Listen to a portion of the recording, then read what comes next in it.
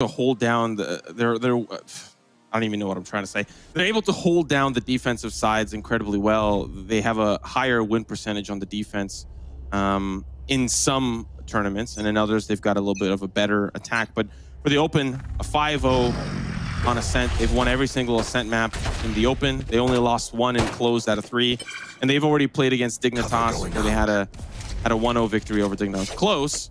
And to be fair, if they lose this against Immortals, they will go and face Dignitas in the rematch. Or if they take down this map, number 2 will be headed over to Bind, where all of it will be settled. So we still have yet to see Shanks and to see what he's indeed playing, but it's going to be T1 on the attack and Immortals on the defense.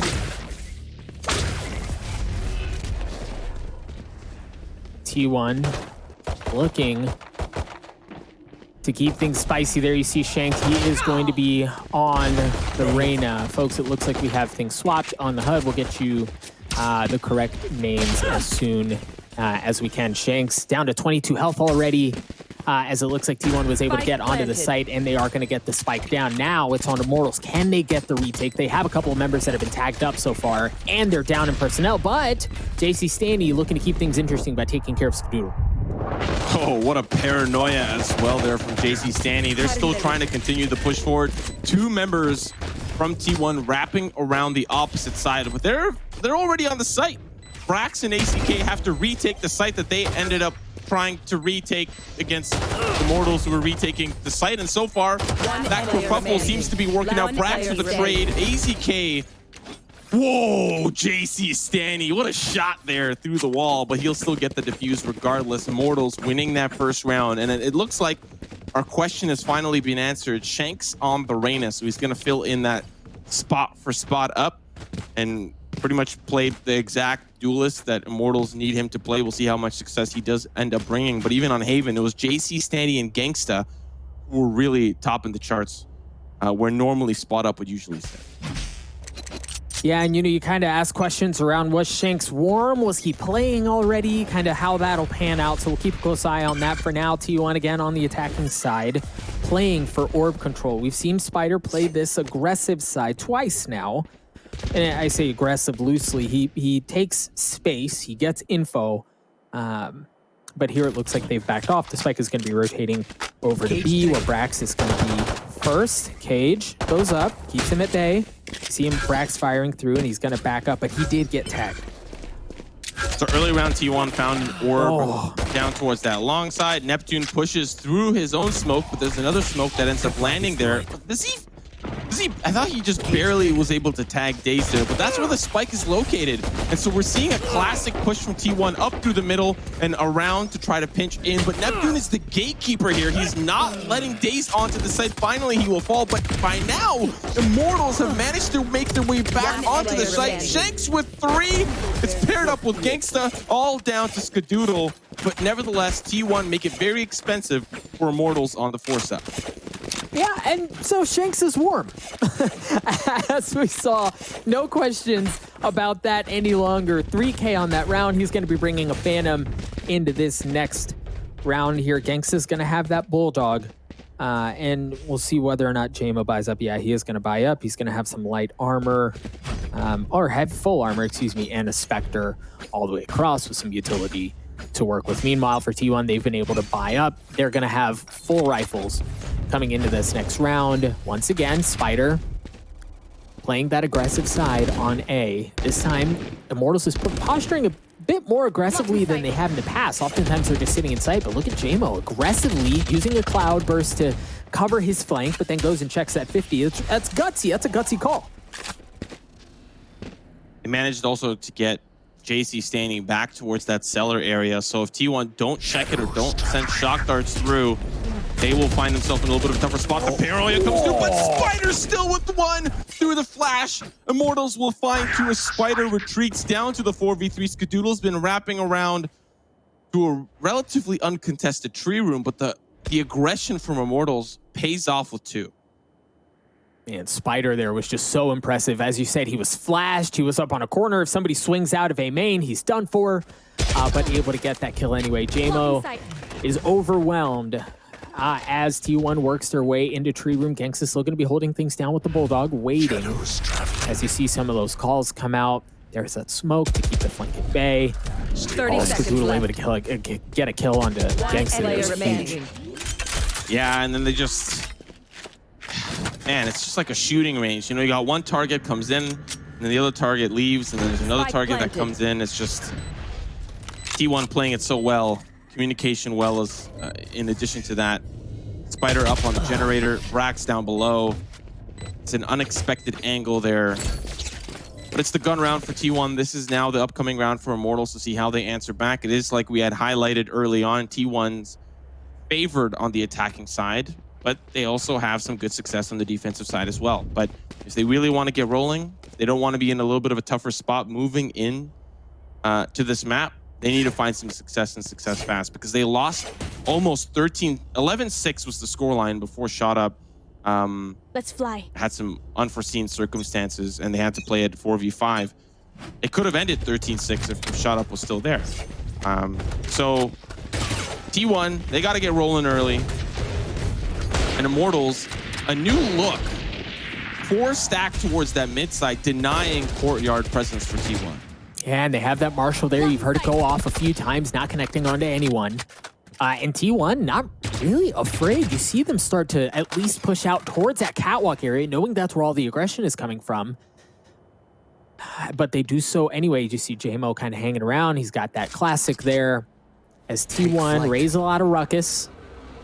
Consider the possibility of working through tree, and you saw jcStani push his way out, thinking that's where the push was coming from, but no, T1 is heading their way in through the front door. Genghsta's already able to take care of one, but AZK gets 2. jcStani trades it back out. You see that dart is giving away all the positioning, and it's just down to Neptune here. He's got a frenzy, but he doesn't have any health left over as we're knotted up at 2 apiece. Yeah, the craziness that started in the early round economy wasn't really sitting too pretty for Immortals, so they just wanted to force the issue as soon as they possibly could. We also saw brax stop the lurk from jmoh. He was coming up the catwalk to wrap around through a lobby. That didn't work out quite well.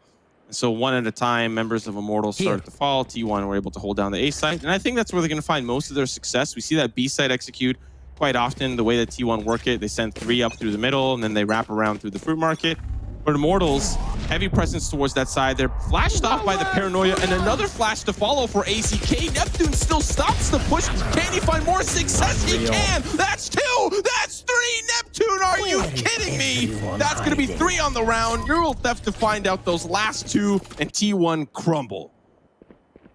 Just the gusto that it takes to play that as aggressively as he did and to walk away with 3. I think in a situation like that, if he gets 1 kill on the entry, great. You know, you were flashed up to high heaven. You didn't have much of a choice. You were able to get 1. That's awesome. But for him to stand strong and to get 3 out of there as well is just insane. And now for T1, they don't have very many options, right? They're severely outnumbered as far as it comes to personnel. They don't really have any openings anywhere across the map. And I like what we're seeing out of Immortals here. They've heavy stack 2 on A and then 1 watching that tree room entrance. They have mid presence with the tripwire and with the Sova. And then on B, they've got Neptune as well. They've got all their bases covered here. Spyder finds the tripwire. If they can find these 2 individual picks on the B site, it becomes a 2v3 and doable, considering jmoh's injured. He's on the A site, but it boils down to actually finding the success here. So first one does not work out. It's all down to DaZeD, who's getting shot from behind. He's like, where is this coming from? It's Genghsta from the fruit market, but Neptune. Solid heroics coming out from him. Puts Immortals in the lead up by 1, and T1 got to go back to the drawing board for this next upcoming round.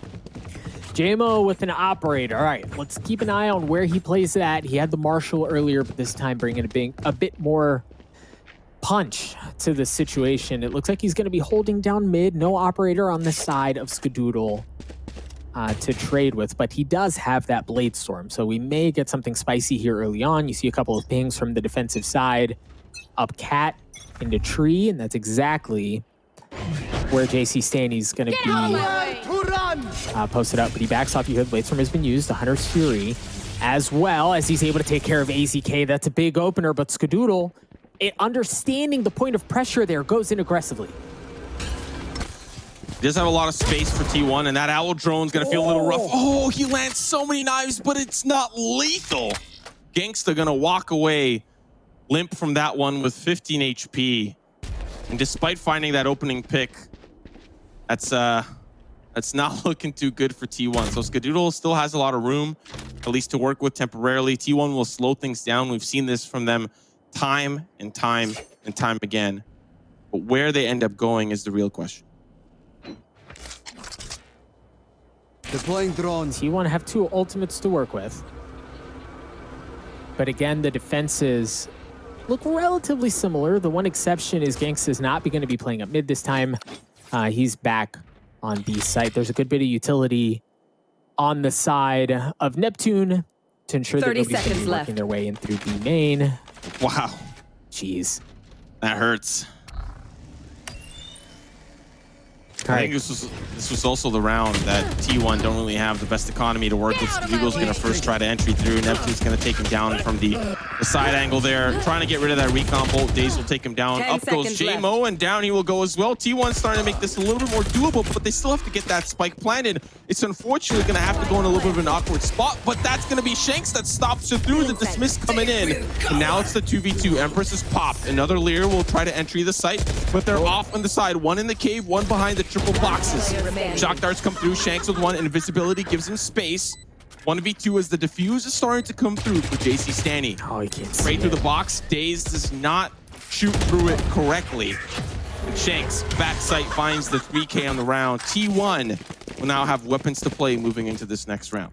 That's a difficult situation. They're staring into an Empress. She was able to isolate, I believe that was brax, in the corner of the site and take care, yeah, I believe it was brax, and take care of that kill, and then it just dropped down to DaZeD, and there he didn't, because of the plant that you mentioned earlier on that was a bit different, he didn't have a sight line. You can try to wallbang through that box, but that's certainly not a sure thing at any point. So Immortals take a 2-round lead. There was the aggression that we've seen from Spyder that Immortals is starting to wise up to. You saw that shock dart bounce off into that A long area, knowing that that's where Spyder's been, and it didn't tag him up, but it did force him back. I thought for certain that this would be a gun round for T1. Seeing a couple of ghosts in the hands means that I don't think we're sitting too comfortable here. Which means likely we might be sitting at 5-2. They don't have a lot to work with other than this rolling thunder that they pop out. If they can find some upgrades, they can neural theft as well and find out where those members are located. Skadoodle pushing forward. A little bit of a stranger look. They're going to work up through the tree room. Finds one with the sheriff. Shanks down, but still Immortals are starting to wrap around. jcStani with the refrag. Neural theft will spot out where those members are, and they're looking to try to commit to this frag. They're trying to commit to this push. Brax with 2. Brax with 3. The thrifty for T1. They hold down the strangest place up in that window, and they stop Immortals from coming back to the A site. And it was opened up by that rolling thunder and then Skadoodle following it, right? It wasn't just the rolling thunder either. You saw AZK use a flash into that room, which ultimately the flash didn't matter, but it created space for him to follow in and work with, and for him to get that opening frag onto Shanks was huge. That allowed them that space to get up onto heaven, to be able to hold the site down from that precarious spot that you mentioned. So very well played from T1. They invested the ultimates. It was a huge thrifty round, and then of course brax is just a freak more often than not, and that was enough to secure the kill early on here in this round. The spike, we haven't seen this a ton. The spike for now working its way up cat. Shanks able to get the opener on the Skadoodle though. Man, that hurts.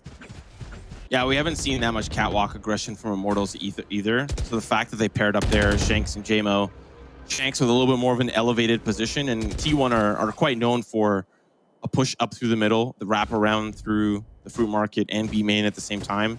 Neptune's the gatekeeper through the B main side, and they don't really have a lot of presence from Immortals towards that middle. And to be fair, not a lot of teams do in general. But sometimes you'll see a player in the fruit market, which means that you can't always bank on just that passive play. But good positioning from Immortals. They find an early pick, back away, passive play on the A site now, give the T1 a little bit more space, but it's going to be that classic T1 push up to the middle. Let's see if it works out this time. The tripwire ensuring that they don't rotate all the way through, but you see the ping come out and the 30 smoke seconds left. follows. They smoked off the back of the spawn across mid and onto the site. The paranoia comes out, doesn't connect onto anyone, but Neptune does. As he's able to get 2, AZK trades him out, but he is certainly worse for wear. Just down to 2 health left. A 3K for Shanks. He's been lighting up the kill feed. Immortals win another round. T1, this is their map, and so far, things don't look good. 4 rounds remain. And I really have to give a lot of credit to Neptune. That's the second time that he's stopped the B main push. T1 just, even on Haven, they just couldn't break into sites. They just couldn't do it. And even when they do, the retake is so good from Immortals.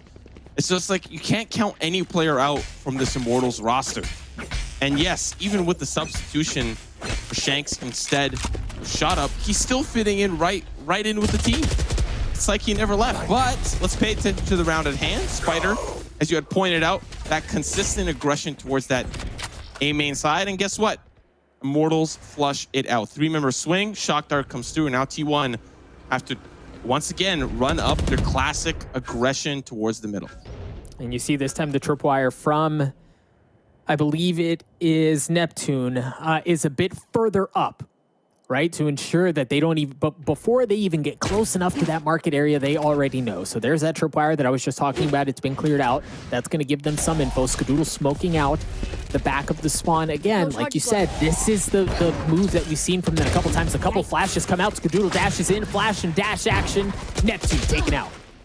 Oh, jmoh had a couple of fancy moves of his own. Unfortunately, Skadoodle was ready and prepared. You blink and you miss it. Now Immortals in a 2v4 retake. Very doable here for T1 now, as they've started to dwindle those odds in their favor. Days close left. jcStani finds one. jcStani with 2. Genghsta almost finds another there, but Brax holds down B main and is the last player remaining for T1. A round I think they needed to win. Not many rounds remaining left in this half. And Immortals were really starting to pick up steam and read T1 correctly. Yeah, but Simo, that went down to a 1v1. Like, that, for the way that things were going into the retake situation, that really shouldn't have been as close as it was. But again, it was Brax's heroics, 12-5 so far on this map, and still plenty of time to work with as well. You see Spyder once again. It's going to be there, the shock dart and the smoke. He has not been tagged up, however. So it's just interesting to see he continues to invest on that side. They are hell-bent on ensuring that they have control of that portion of the map. Yeah, they don't want any late-round flirks. What's a flirk? I don't even know what a flirk is. Late-round flanks to come through from Immortals, because if there's someone that's going to take advantage of that, it's going to likely be jcStani. He's been positioned on that A site quite consistently. We saw some aggression from Immortals towards that B main side, something that we kind of see paired up differently. jmoh was doing it in a couple of the earlier rounds. Now it's Shanks. Once again, it's this up the middle for T1 hit. Spyder's been able to hold off at least A main for the time being. So they might be faking this, pulling back, but Neptune is anticipating a potential fake. He heard a lot of that action, heard a lot of that utility, and guess what? Yeah, I anticipated it. We thought it was going to happen. We thought it was going to be the A side, and now they're going to teleport in. Spyder's going in. Here comes the action. 30 seconds left. They've committed. The drone was there through short, but there wasn't anyone home. They thought this was safe, and it wasn't. Spyder is able to get one. However, Shanks trades it out. DaZeD taking care of business, but T1 are able to get onto the side. It's just going to be down to Neptune. A 3v1. The problem is there are 12 seconds left. If he can buy enough time, there's a possibility, but no, he's going to get dropped as we're knotted up at 5 apiece. I thought for certain that Immortals were going to be able to hold off that push. They had Neptune flanking through the middle. He finds the early pick, then doubles back to support his team, or sorry, wraps around through the catwalk. And T1 were running straight through a choke point, but the way that they had set up, they had a Hunter's Fury down below on the bottom of the site to deal with the Hell player, and then the rest of the team slowly inched their way forward and found these individual 1v1s that they managed to just take care of. And like you said, it was all based off of Spyder being incredibly hell-bent on not letting this A main side lose any control. Bit more aggression here from Immortals early on as they created room. And you also, I love that little camera that's set up. The cage was there. It looks like Brax was able to work his way in. I didn't see if he got that ult orb or not, but you see that drone following. Neptune just on the other side, has a good bit of utility there. Thank you, the orb is still there. But much stronger presence here out of T1 early on the B side. And you see Immortals, they're like, well, they've hit the site more often than not. So they're already starting to rotate over. They don't know this. Nobody's home at A. Brax is going to be playing the rotate kills here. Camera comes through, doesn't see anybody. Oh, that's unfortunately the sheriff kill for jmoh. They can upgrade a weapon if they want. Skadoodle just trying to cause a little bit more noise, smokes off, gets rid of the trip, and it's going to be an easy A-side hit. If we looked at earlier in the round, Spyder played very passive towards that A main side, which normally he throws up a smoke and then sits up there and waits. But this time he played passive towards Gelato, and boy, did he receive a sweet treat. He finds a pick from range, and that opens up this A side completely. And Immortals unfortunately over-rotates, but it is their eco. So there's not a whole lot that can be said about, you know, they're just trying to keep those weapons stacked together and try to be a little bit more impactful together. But now T1 in a very good post-plant scenario. Revealing area. There they are. Yeah, resources from Immortals continue to drop. They're just down to one player left. Skadoodle slices and dices his way through Shanks, the late addition to the roster. And T1 take the lead. I think it's when you're in an eco situation like that, you almost have to rotate a bit earlier, right? Like if the attacking team knows you're in a poor financial situation, a contact piece like that can overwhelm you, and you really don't have any other choice. So they rotate a little bit earlier than I think you normally would have seen. And then T1, instead of risking just a straight up 5v5, they wisely rotate away. Still was close, but now everyone is going to have guns across the board. Skadoodle's going to have an operator to work with as well. Nothing early and aggressive early on, except once again they're wising up to where Spyder is. He gets picked apart even through the telly. Man, Genghsta always finds those, especially on bind. Of course, we're on Ascent, and he still finds those. Unfortunately for jcStani, does not anticipate the heavy presence. jmoh trying to get to a safe location. AZK, as there's pandemonium in the tree room. T1 have gained so much control of this A side. Oh! Skadoodle with a huge shot onto Shanks there to keep the personnel advantage in their favor. They still have two, but Genghsta is able to take care of Skadoodle, starting to push his way forward towards tree room, but the spike is already on the site. AZK has it. He also has the Rolling Thunder. They have a decent idea of where the players are, but Genghsta up from heaven has an opportunity to make something happen here, but no, that's giving his position away. There's that Rolling Thunder that we were just talking about. It's going to send Genghsta all the way to high heaven. Somehow stays alive, was a sitting duck for a while, but manages to preserve his life. 30 seconds left. Spike planted. Neptune. Oh, this is about to be cheeky. Brax on the run. He survives. Now it's another recon bolt. The flash comes through. Neptune cannot do much. It's down to Genghsta. He continuously is being tagged through the cardboard there. And now it's all down to him. A couple of injured members, but T1, they're still relatively healthy. First shot's going to come easy. And now it's down to two players, and he's only got 7 HP. Sees Brax. Oh, that's a good jump. Free fire. 1v2.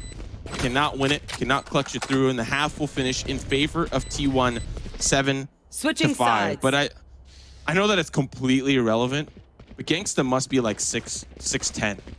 Or 7-1, because that jump, man has hops.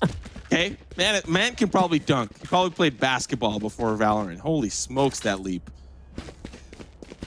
A good half out of T1 again on their map, but you kind of question whether or not that was enough, right? The pistol goes in favor of Immortals, and we could be having a very different conversation overall. But now we're gonna see what things look like on the opposite half. Now that Immortals, again, with the late addition of Shanks, what kind of tricks do they have up their sleeves? What kind of different looks can they show when they're playing with somebody who they haven't been skirming with? Any sort of like very clever executes may not be possible anymore. Blinding. Oh, Immortals, heavy stack through A main. Get into an engagement with Spyder, but he manages to escape paranoia through jmoh. He's got to worry about the rest of his team, but he does trade things out. Spyder's holding the line. Unreal. He walks to the smoke and stops them from coming in. Spyder now in a great position for the rest of T1 to wrap around. Neptune is going to be lurking all the way through B lobby, or A lobby, sorry. Tries to find Spyder from range, but the heroics from Spyder. Spyder shows up big for the opening pistol of the second half. And that easily could have gone the other way. jmoh smokes and dashes his way right into the belly of the proverbial beast. And he was able to get a couple of kills up close and personal. But as you said, it was Spyder who essentially did the same thing the other way and was able to fend off any other additional support coming in from Immortals. Very flashy, impressive play by jmoh, but Spyder able to get the best of him in that situation. Immortals once again showing heavy presence towards A long.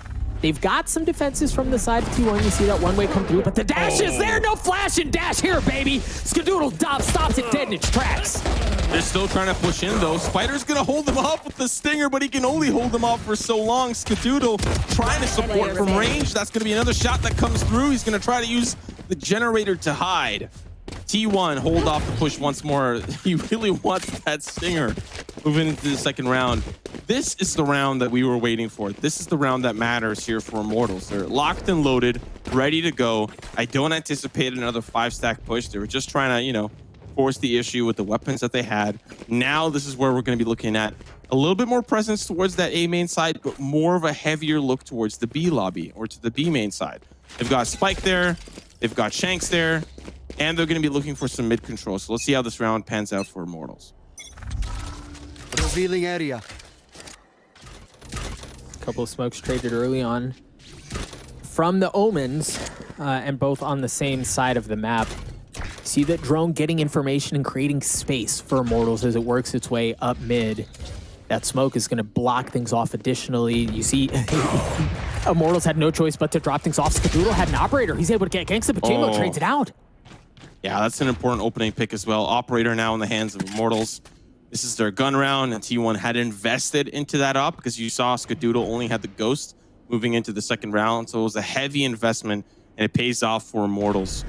Unfortunate for T1 there, the double peek through Catwalk did not work out, and now as they're pushing in, brax not having the same effect as Neptune in the previous half. It's all down to AZK with the Spectre here. Finds one, but they know now where he's located. Trying to flash him out, but the utility, it's not going to work out in his favor. All down to DaZeD with the Ares. Immortals looking at a first round win here for the second half.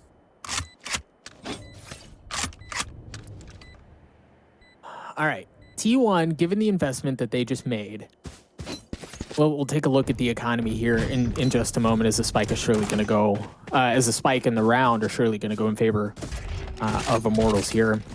All right, DaZeD was able to pick that up throughout all of that chaos and hang on to it, so they are going to be able to carry it into the next round. But I just don't know what else they're really going to have to work with here.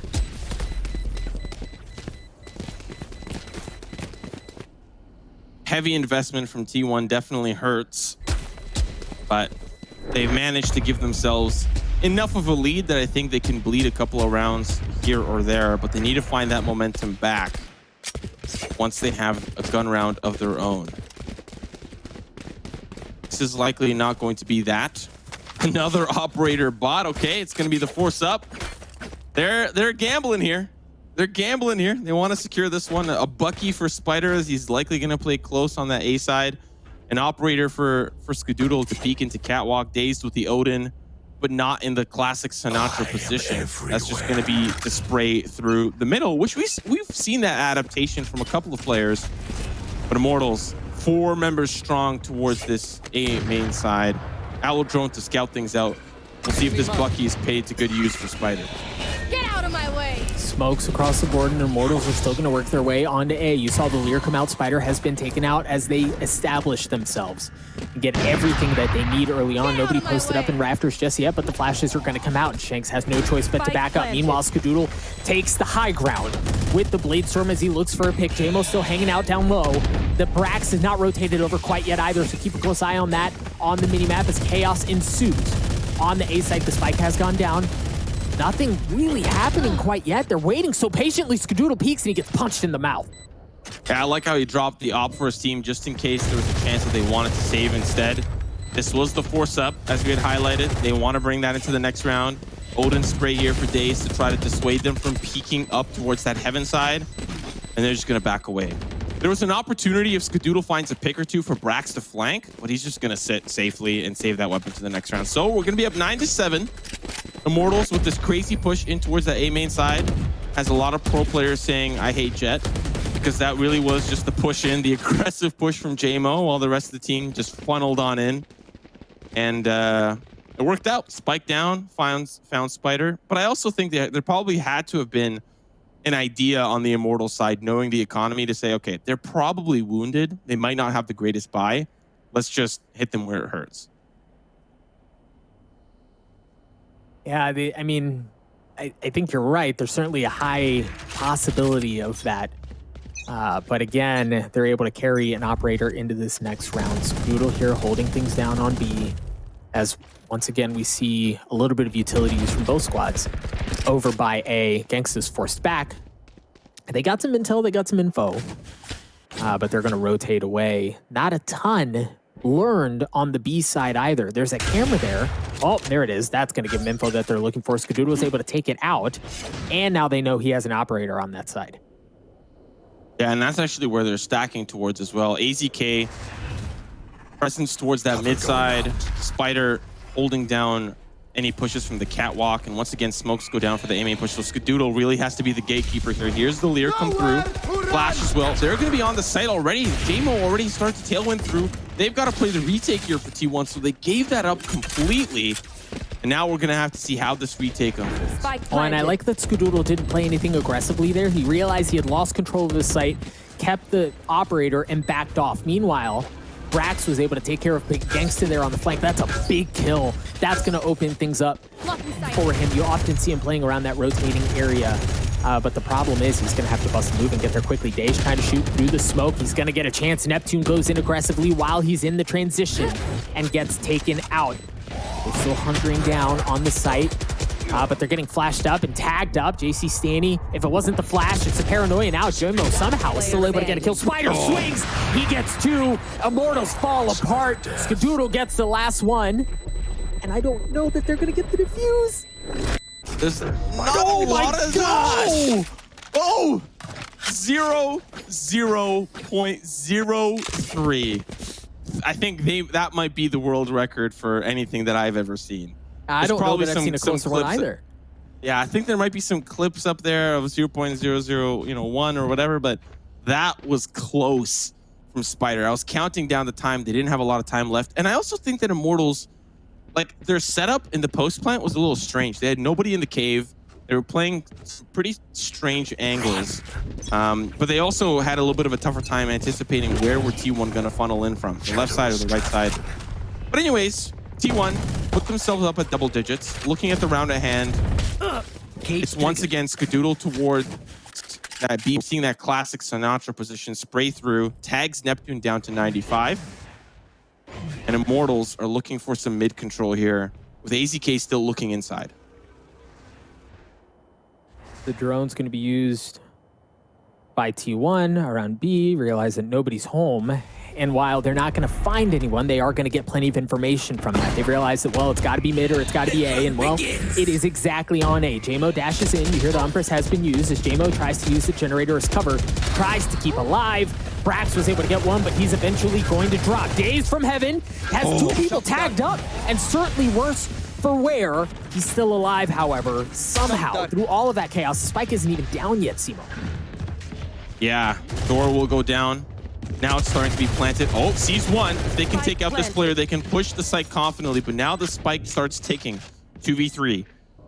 jmoh playing heaven angle, while his teammate jcStani playing towards the door and playing close. Aftershock alongside a little bit of utility now starting to come through. Difficult, but jcStani still holds on. How? It's down to the 1v1. No way. He sees him. Oh my goodness, jcStani. He clutches the round, holds down the door, and Immortals trail by 2. What a wild round, and what a play by jcStani, and it didn't look good, right? When his teammate got taken out, overwhelmed by all the flashes, you kind of look at that and go, well, I mean, dang, that's just such a tough spot. Like, what can you really do? Surely this isn't going to go in favor of Immortals, but the heroics from jcStani keep things alive. That's just absolutely insane from Immortals. They've had success on a couple of different spots of the map too, jmoh. And the thing is, for T1, they're continuing not to play anything up the middle. You see a good bit of aggression early on from Skadoodle. He has nothing but a frenzy. So it's not like they're going to be packing much of a punch here. That was a big round for Immortals. Indeed, because now T1, tough eco spot. I don't know how close Skadoodle is to the Blade Storm. AZK, as we see here, 1 away from the Rolling Thunder. But Immortals in a great position. Spyder, if he can find a pick here, he might at least make things a little easier. That's the spike. Paranoia, but can he get out of the position? He can! He's out! And there's a counter Paranoia on the opposite side, I believe, from the side of jcStani. Another shot's gonna ring true here for Neptune as he finds him pushing in towards the tree room. Skadoodle answers back with a frenzy. One after another, they will fall. And all that happens in the tree room stays in the tree room as Immortals now trail by 1. Yeah, Immortals, they lost a good bit of folks there, though. It's not like it was a flawless round or anything clean like that. Even with that in mind, however, you see the financial situation that jcStani and the rest of Immortals find themselves in is perfectly comfortable. He still has 4,500 credits to work with. jmoh has plenty as well. And on the side of T1, certainly not in as ideal of a spot. You saw 3 light armors across the board. There was an operator in tow. And I believe that was Skadoodle over by A, but again, Immortals is going to be playing towards this B site. That's where they have everything stacked up. That's where they're getting information from. You already see the smokes coming out towards CT and towards Market. jmoh, that's exactly where they're going. Yes, it's going to be a little bit of a scary sight for T1. How long can they hold this one on? And somehow they're still all alive. That Rolling Thunder's going to help out Spyder and AZK. Spyder with the flank. He's coming in hot from behind. He's going to try to take him out, but he can't. Down to the 3v2. T1 are falling apart on the site. Brax will stop the bleeding. And now it's a 2v2. That's going to be a 2v1. Genghsta, the last member standing. It was looking so good for Immortals. And, of course, it was also looking so good for T1. But both will fall apart down to the 2v1. Genghsta will back away and save the weapon or just hightail it over towards that A site. But the neural theft really makes that a little bit more difficult for him to do. What a round. What a round. Yeah, and the kills came in bunches from both sides, right? It looks like Genghsta is still considering rotating all the way over. It doesn't look like T1 has fully brought everything, as the brax is lurking behind a little bit, but Skadoodle, man, nothing gets past Skadoodle. Genghsta's taken out. T1 on their map have a narrow lead, but it's a lead nonetheless. And I think the important thing is, given how the last 5 rounds had gone, that was a very important round. The fact that there's just so much going on for T1 in that round. I like how quickly the members reacted to the B-side hit. Like, they pulled too quickly, and then I believe Spyder teleported back into B lobby to flank them from behind. It's not as great as he would have hoped. He does get taken down in the push forward. But if he had just waited, they could have just pinched him in, right? He would have had a little bit more room to work with. Skadoodle was already holding the angle. But nevertheless, very, very solid round. T1. Still expensive, though. Still expensive. Shanks is going to make that even more expensive as Skadoodle will sit that one out, up, down in the fruit. And fortunately for T1, it's not at a place where Immortals could easily take it, but you hear the Empress has been used from Shanks as he was able to get the kill, get what he needed, and then go a bit more aggressively. Meanwhile, the rest of Immortals have dashed their way on to A. T1 looking to fight for this retake. You hear the Hunter's Fury has been used from T1. Tags a little bit of damage and delays things. It buys some time, but they're still not fully here yet. They're establishing presence around Rafters, Heaven, and they've got a little bit of room to work with Spyder in the tree room. That's a big kill if he can get it. Meanwhile, on the site, Shanks takes care of Brax. The spike has been planted, however, and AZK able to get Shanks, but no, the members of Immortals pick T1 apart in the final few moments of the round and bridge the gap down to 1. Man, Shanks has been quite the stand-in, huh? He's been quite the performer for Immortals. They definitely needed it now more than they ever have. You know, the winner of this just has to wait for the playoffs, right?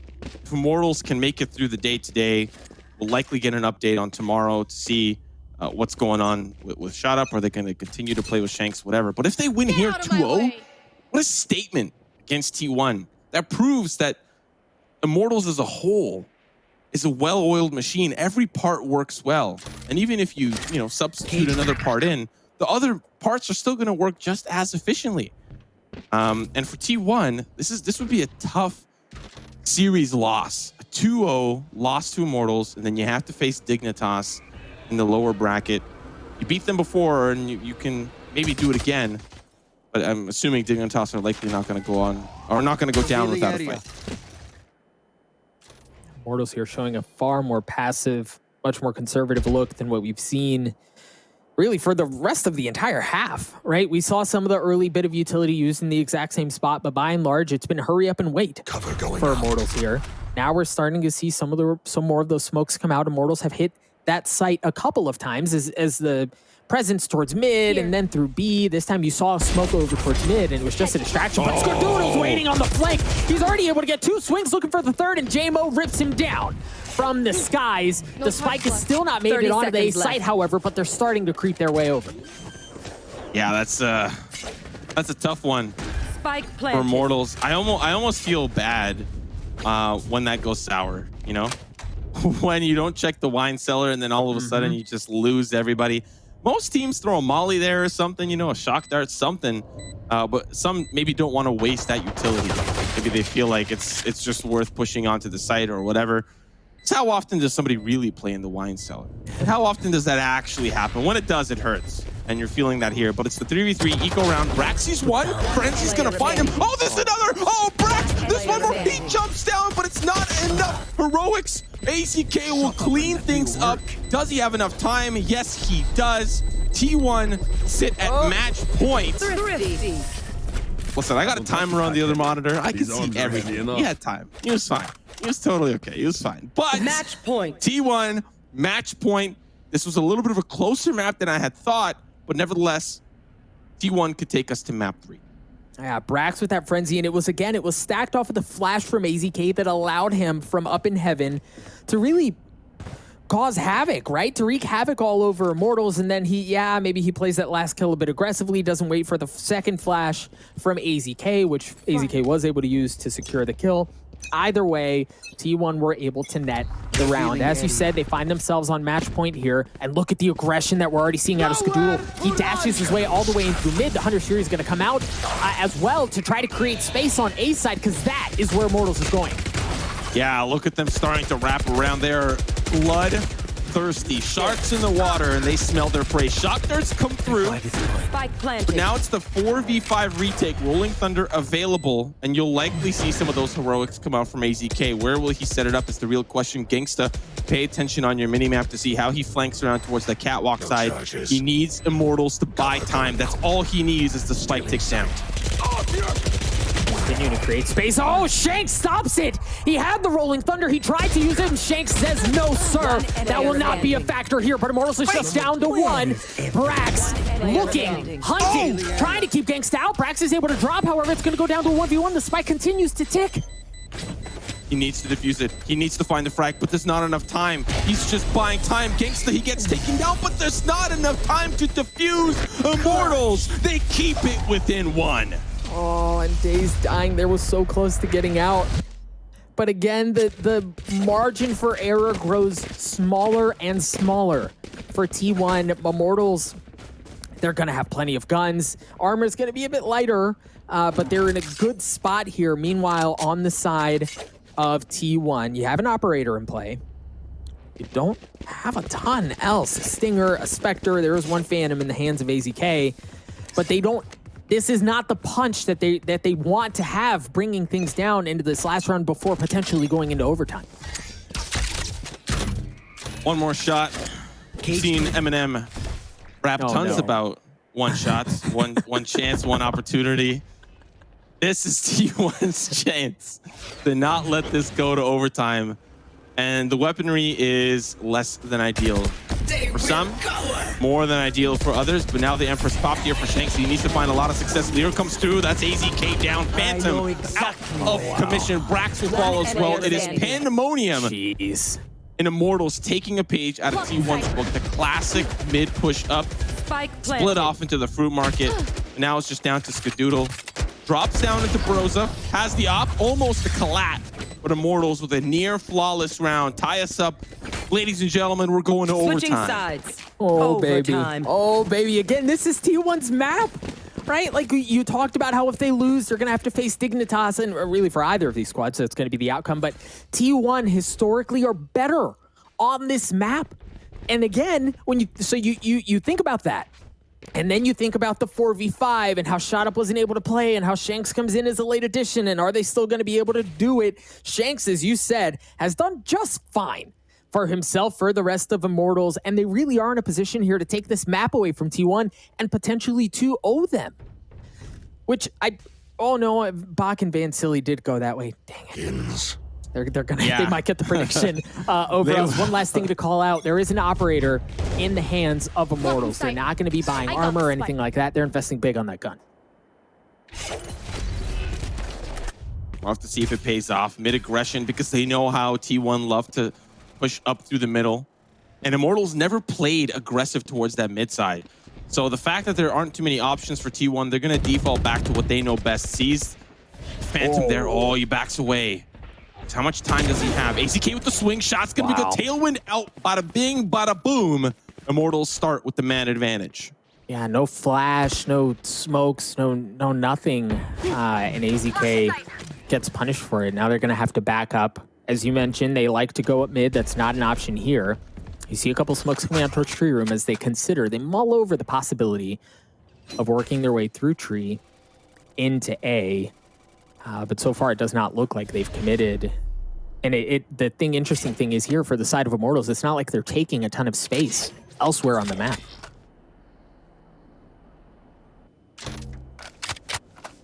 Heavier stack towards this B site, and boy, are they ready for the classic T1 extravaganza. Two members split off towards the middle and towards B main. Smokes start to come through, and that's going to stop T1 temporarily. We'll see if Neptune is able to hold the line once again. Skadoodle pushing forward. Oh, Tailwind's in trouble. Skadoodle manages to survive, and that's going to be Neptune down, but there's 10 seconds remaining. They got to get on the site. They got to get the spike down, and it's just craziness. Skadoodle going to start to plant it, but do they have enough time? They do! It's all down to Genghsta, and T1 sneak this one out. Shanks had an opportunity to play spoiler. Oh! He had that angle, but it didn't matter. He got picked off while the spike was starting to get planted. T1's going to take an early lead. The snap onto Shanks there was just filthy. Holy smokes, man. That was a sweaty round. I'm going to need a towel after that one. How on earth did T1 play? Skadoodle's just like, hold my white claw, drops the spike, just look at this. He's like, oh yeah, I see you. Sorry about that. Yeah, let me just quickly. 3 HP. Skadoodle, nerves of steel. We'll see how these nerves keep things going here. What else does Skadoodle have in his bag of tricks? Genghsta looking to get info early on through mid. It's going to get dropped out, but at least they know there's presence around that area of the map, and it looks like they feel comfortable kind of pushing their way towards that anyway. As you see, the dart has been used as well. Take flight. They're going to run the T1 special early pick onto AZK, but Skadoodle answers back. He's going to have to hold the line once more. He's dropping back. He's going to find Neptune for now. jmoh for the second. And we'll one more peek and Shanks. Skadoodle! Oh my goodness! 4K on the round there. The knives. He can't find the ace, but it's down to jcStani. And now T1 working their way back onto the site. Skadoodle! What a beast! T1 clutch this one through and bring us to a map 3. Skadoodle was just out of control.